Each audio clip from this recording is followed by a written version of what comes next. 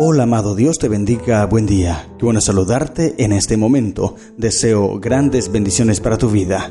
Hoy quiero invitarte a estudiar la palabra del Señor. Nos corresponde leer el capítulo número 2 del libro de los Hechos. Un capítulo donde se registra el poder del Espíritu Santo. Esa promesa que Cristo había dejado en los evangelios, ahora era una realidad. Los discípulos pudieron recibir el cumplimiento y reciben tanto poder que hay 3,000 conversos en aquel día, y de allí en adelante dice el texto, el Señor añadía a su iglesia los que habían de ser salvos. Entonces es importante entender que el Espíritu Santo es vital para la predicación del Evangelio. El Espíritu Santo es la fuerza vital de la iglesia. La predicación de la palabra de Dios es esencial para la iglesia y la comunidad de creyentes es un modelo de unidad y amor. Son 3 aplicaciones que sustraemos de este capítulo. Dice la Biblia, Hechos 2. Cuando llegó el día del Pentecostés, estaban todos unánimes juntos. Interesante. Dice la sierva de Dios en la carta 32 del año 1910. Leamos y presentemos a otros el segundo capítulo del libro de los Hechos.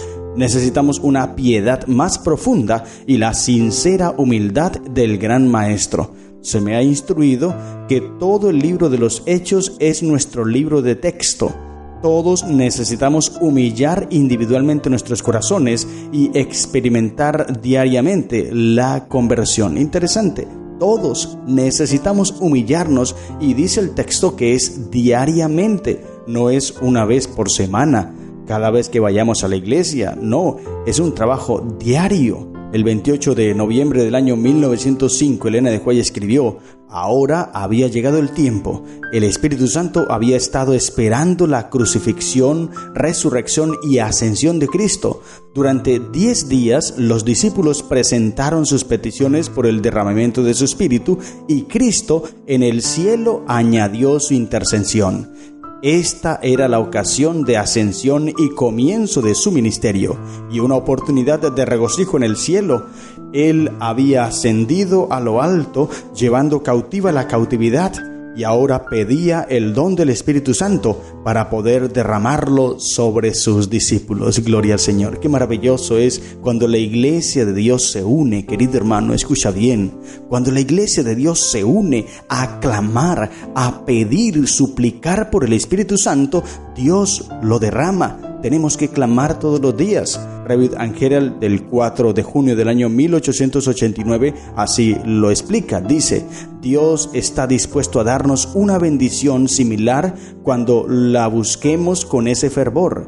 El Señor no cerró el depósito del cielo después de derramar su Espíritu sobre los primeros discípulos. Nosotros también podemos recibir de la plenitud de su bendición. El cielo está lleno con los tesoros de la gracia divina y los que se acercan a Dios con fe pueden pedir todo lo que Él ha prometido. Si no tenemos su poder, se debe a nuestro letargo espiritual, a nuestra indiferencia y nuestra indolencia. Salgamos de este formalismo e inmovilidad. Ahí está. O sea, no recibimos el Espíritu Santo es porque a nosotros nos falta reclamarlo, pedirlo.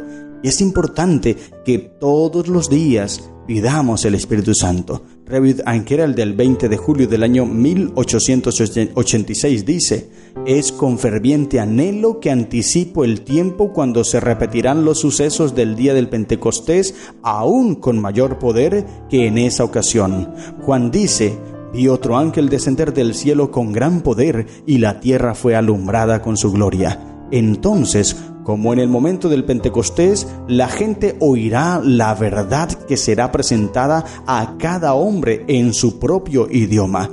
Dios puede infundir nueva vida en cada alma que sinceramente desea servirle y puede tocar los labios con un carbón encendido tomado del altar y hacer que se vuelva elocuente con su alabanza a Dios.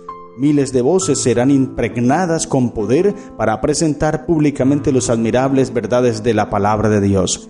Se desatará la lengua del tartamudo y los tímidos recibirán fuerza para dar un valeroso testimonio de la verdad.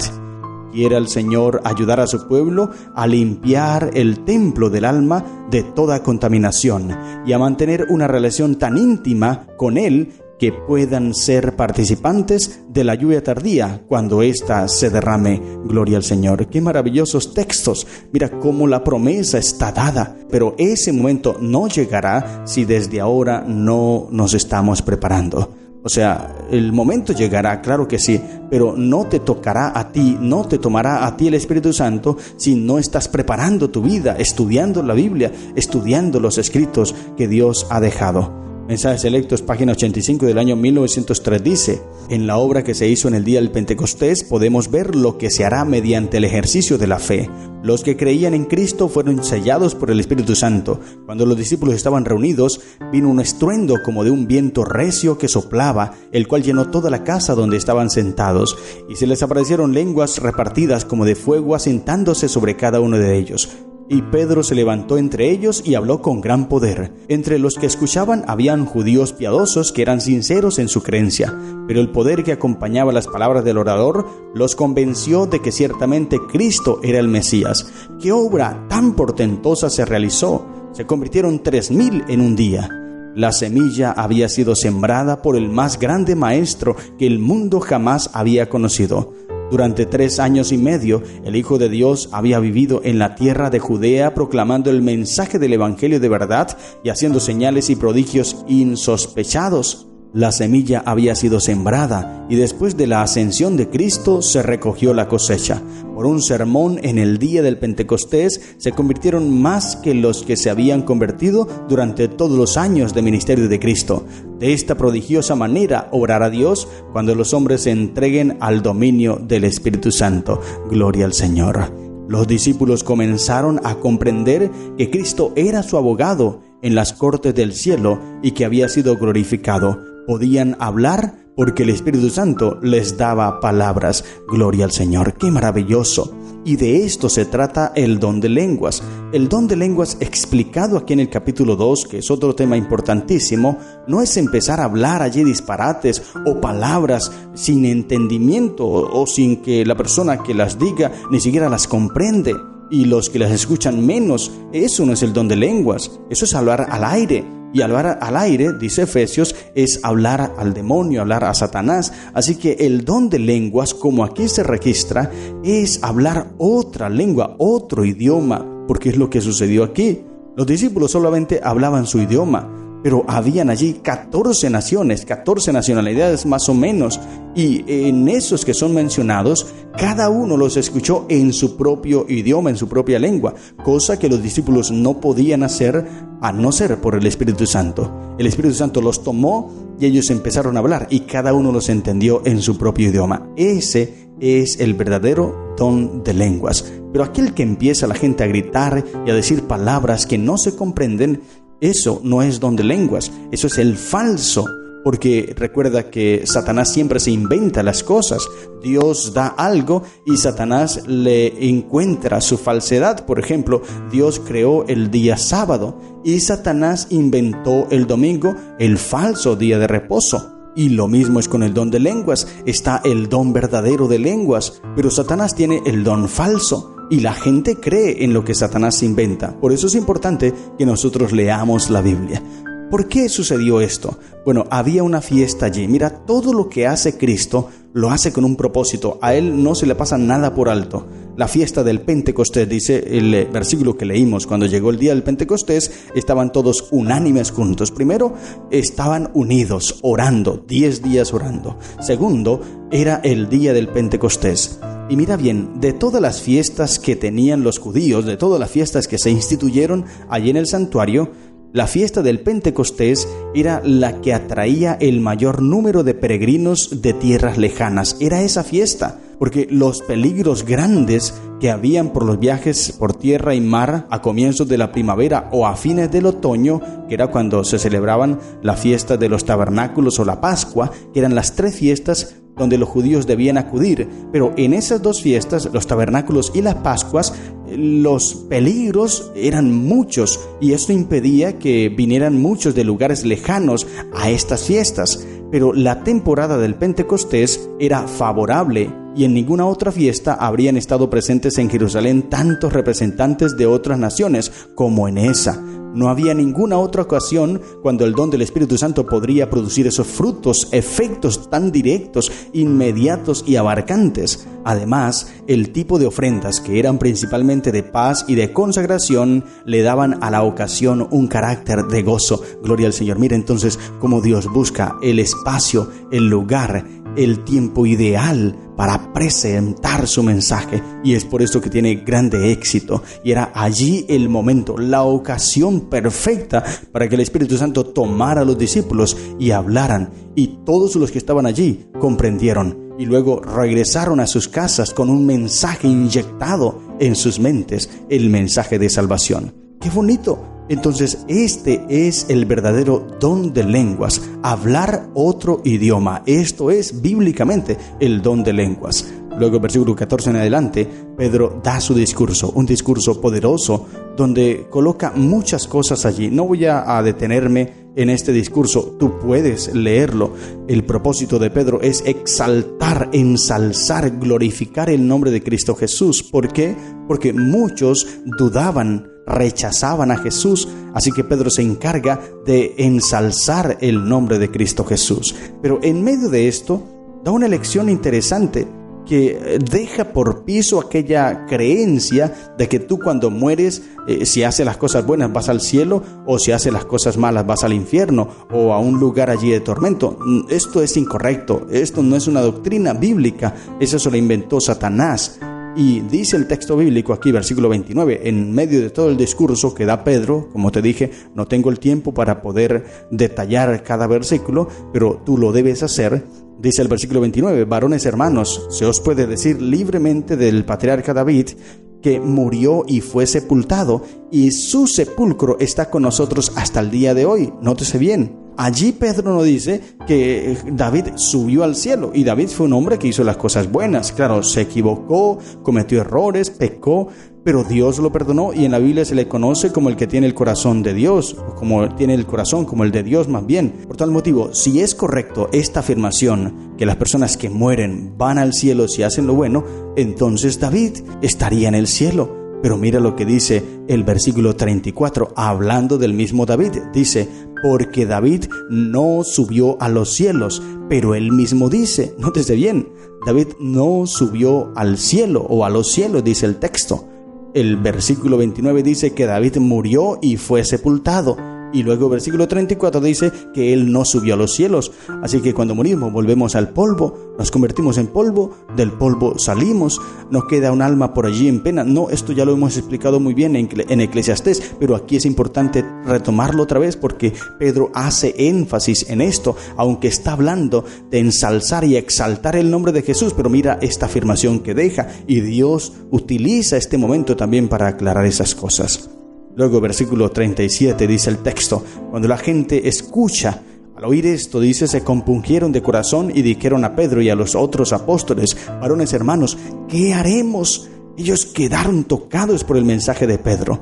Y entonces Pedro les dice, arrepentíos y bautícense cada uno de vosotros en el nombre de Jesucristo para perdón de los pecados, y recibiréis el don del Espíritu Santo. Gloria al Señor. La bendita experiencia de llegar a ser un verdadero cristiano, según aparece en este versículo, tiene 4 pasos. Primero, hay arrepentimiento.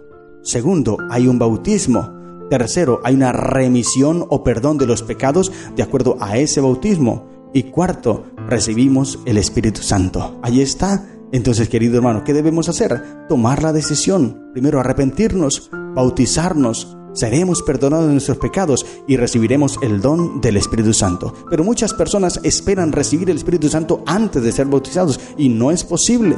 Ahora, ¿por qué la fórmula que da Pedro aquí es diferente a la que da Mateo 28? Parece que hay contradicción. Y este es un texto bastante contradictorio, pero realmente no es contradictorio. Lo que pasa es que muchos leen la Biblia sin entender realmente cómo se debe leer la Biblia. Y ya te he estado explicando, el autor del libro de los Hechos, hablamos en el día anterior, capítulo 1, en la introducción a Hechos, leímos y te dije que el autor de Hechos es Lucas. Y cuando estudiamos el Evangelio de Lucas en el capítulo 1, allí en la introducción, y a lo largo del Evangelio de Lucas, en algunas ocasiones te mencioné que Lucas no fue un testigo ocular de las cosas que sucedieron, igualmente aquí en Hechos. Él no estuvo presente. Otro punto, Lucas le está contando lo que sucedió a Teófilo, que es un amigo suyo, un hombre elocuente. Así que él está relatando algo que sucedió. El propósito de Lucas no es tomar en cuenta la fórmula bautismal aquí en Hechos, no. Por eso es que no podemos basarnos en este versículo para sustentar la doctrina del bautismo y la fórmula bautismal, no, porque Lucas no tiene ese propósito en su mente. Su propósito es contarle el discurso y los efectos de este discurso sobre la gente. Lo que realmente está diciendo es, para poder ser bautizados debemos aceptar el nombre de Cristo Jesús. Es lo que está queriendo decirle Lucas a Teófilo a través del discurso de Pedro. Arrepentíos y bautícense en el nombre de Jesús. Es decir, tienen que aceptar a Jesús, tienen que entregarse a Jesús, porque la gente estaba rechazando a Jesús y podrían bautizarse, pero si no aceptan a Jesús, ese bautismo no significaba nada. Así que primero deben aceptar el nombre de Jesús, arrepentirse, luego ser bautizados. ¿Cuál es la fórmula? Mateo 28, allí está la fórmula. Lucas, una vez más te digo, no tiene en mente, su propósito no es hablar de una fórmula bautismal, no, él está contando algo que sucedió. Por tal motivo, no toma en cuenta los detalles como la fórmula bautismal, porque esto ya lo tenían claro. Jesús dio la orden. Ahora, si vamos a Mateo 28, primero, Mateo fue testigo ocular de las palabras de Jesús. Segundo, Mateo registra las palabras textuales tal como Jesús las dijo. Y tercero, Mateo 28 es una orden. Jesús está dando una orden. Hechos 2:38, Pedro no está dando una orden, porque el que está hablando aquí no es Pedro, simplemente es Lucas que está registrando y está contando el relato. Recuerda, es Lucas quien escribe y está contando. Lucas no estuvo presente en ese momento, él simplemente recompiló información y trajo la esencia, la sustancia del mensaje de Pedro. Obviamente el mensaje fue mucho más abarcante, pero Lucas solo dejó lo que a él le parecía que fortalecería la fe y la vida espiritual de Teófilo, porque este es su propósito, escribirle a Teófilo, un creyente que estaba aprendiendo de Jesús. Primero le contó sobre el Evangelio de Lucas y ahora en Hechos sobre cómo siguieron los discípulos de Jesús llevando a cabo su iglesia. Así que el propósito de él es fortalecer la vida de Teófilo, por eso escribe lo que a él le parece que fortalecería su vida. No necesita explicarle la fórmula bautismal porque Teófilo ya era bautizado. Por eso es que no podemos basarnos en Hechos 2 para sustentar nuestra doctrina o la creencia del bautismo.